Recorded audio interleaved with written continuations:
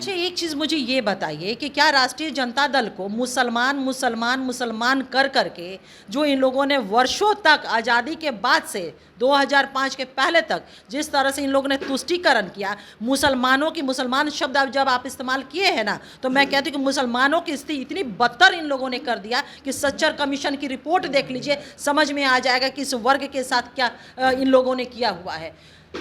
आप कह रहे हैं कि राष्ट्रीय जनता दल मुसलमानों की बात कर रहे हैं। भागलपुर दंगा किसके शासनकाल में हुआ था? भागलपुर दंगे का मेन असेलेंट को चांदी का मुकुट पहना करके सम्मानित करने का काम किसने किया था? है नैतिक अधिकार बोलने का? देखिए, बिहार के माननीय मुख्यमंत्री नीतीश कुमार जी से बड़ा राष्ट्रभक्त, बड़ा राष्ट्र प्रेमी और समाजवादी विचारधारा और समाजवादी मूल्यों पे चलने वाला राष्ट्रीय पटल पर मुझे लगता है कि उनसे बड़ा कोई भी नहीं है। माफ़ी मांगे ना, तिरंगा वाला जो ध्वजारोहण होता है उस पर खड़ा होकर के हाथ लहरा रहे हैं।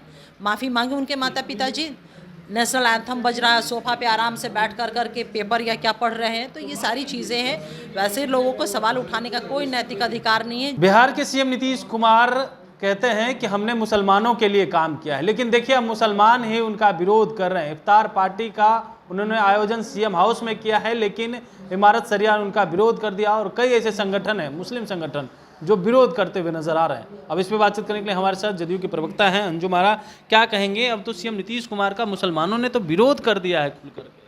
और देखिए, जहाँ तक बात है अमेंडमेंट बिल की, वक्फ अमेंडमेंट बिल की, तो उस पर जेपीसी पे हमने अपनी बातों को रख दिया। हम जेडीयू ने अपने पक्ष को रखा है और जो हमने पक्ष को रखा है वो अमेंडमेंट वक्फ अमेंडमेंट बिल में वो आ भी गया है।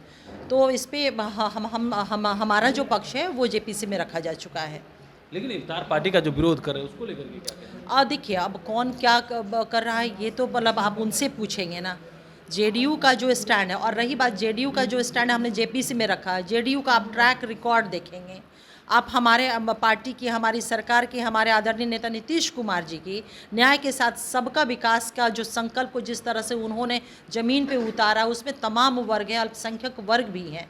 आज आप देख लीजिए, चाहे शैक्षणिक स्तर हो, सामाजिक दृष्टिकोण हो या फिर आर्थिक दृष्टिकोण, तमाम बिंदुओं पर स्ट्रेंथन हमारी सरकार ने इन तमाम वर्गों को, जिसको हम वंचित, शोषित, पिछड़ा, अति पिछड़ा या हम जिसे डिप्राइव सेक्शन हम कहते हैं, इन लोगों के अपलिफ्टमेंट के लिए हमारी सरकार ने काम किया है। तो मुझे नहीं लगता है कि मतलब इस पे अब और कुछ बोलने की आवश्यकता है। जो भी बातें वक्फ अमेंडमेंट बिल को लेकर के है, जेपीसी एप्रोप्रिएट फोरम है जहां पे तमाम पॉलिटिकल पार्टियों ने और हम लोगों ने भी अपनी बातों को रखा, और हमने जो अपनी बातों को रखा जेपीसी के समक्ष, वो बातें, वो हमारे पॉइंट्स अमेंडमेंट एक्ट में, वक्फ अमेंडमेंट एक्ट जो है उसमें वो आ गया है। राजद वाले कह रहे हैं कि हम जो है मुसलमानों के साथ हैं और ये जो वक्फ बिल आया है उसको हम पास होने नहीं देंगे। अच्छा, एक चीज़ मुझे ये बताइए कि क्या राष्ट्रीय जनता दल को मुसलमान मुसलमान मुसलमान कर करके जो इन लोगों ने वर्षों तक आज़ादी के बाद से 2005 के पहले तक जिस तरह से इन लोगों ने तुष्टीकरण किया, मुसलमानों की मुसलमान शब्द अब जब आप इस्तेमाल किए हैं ना, तो मैं कहती हूँ कि मुसलमानों की स्थिति इतनी बदतर इन लोगों ने कर दिया कि सच्चर कमीशन की रिपोर्ट देख लीजिए, समझ में आ जाएगा कि इस वर्ग के साथ क्या इन लोगों ने किया हुआ है। आप कह रहे हैं कि राष्ट्रीय जनता दल मुसलमानों की बात कर रहे हैं। भागलपुर दंगा किसके शासनकाल में हुआ था? भागलपुर दंगे का मेन असेलेंट को चांदी का मुकुट पहना करके सम्मानित करने का काम किसने किया था? है नैतिक अधिकार बोलने का? इसलिए उन लोगों की बात ही मत करिए आप। देखिए, एक चीज़ जान लीजिए, हमारे आदरणीय मुख्यमंत्री श्री नीतीश कुमार जी ने न्याय के साथ सबका विकास और हमारा देश का संविधान, हमारी प्रस्तावना, आप सारा उनका देखेंगे कि योजना, नीतियों का निर्माण या कार्यक्रम जितने भी रहे हैं, एंटायर टेन्योर को देख लीजिए, अक्षरशः उस पर चल करके जो हमारा एसेंशियल है, कॉन्स्टिट्यूशन का स्पिरिट है संविधान का, सभी का विकास, समानता, इक्वालिटी, चाहे वो इक्वालिटी इकोनॉमिकल स्तर पे हो, एजुकेशनल हो, सोशल हो, सभी चीज़ों को अचीव करने के लिए उन्होंने बहुत मजबूत प्रयास किया है। और यही तब हम कहते हैं कि यह जो बदहाल बिहार, देश के ऊपर बोझ माना जाने वाला बिहार जो इन लोगों ने बना करके रखा था, माननीय मुख्यमंत्री नीतीश कुमार जी ने वहां से यात्रा शुरू किया और अब विकासशील बिहार से समृद्ध बिहार और विकसित बिहार बनाने की दिशा में तमाम 14 करोड़ जनता के विश्वासों के साथ वो आगे बढ़ रहे हैं। राष्ट्रीय जनता दल तो ये भी कह रही है कि नीतीश कुमार नायक नहीं, अब खलनायक हैं।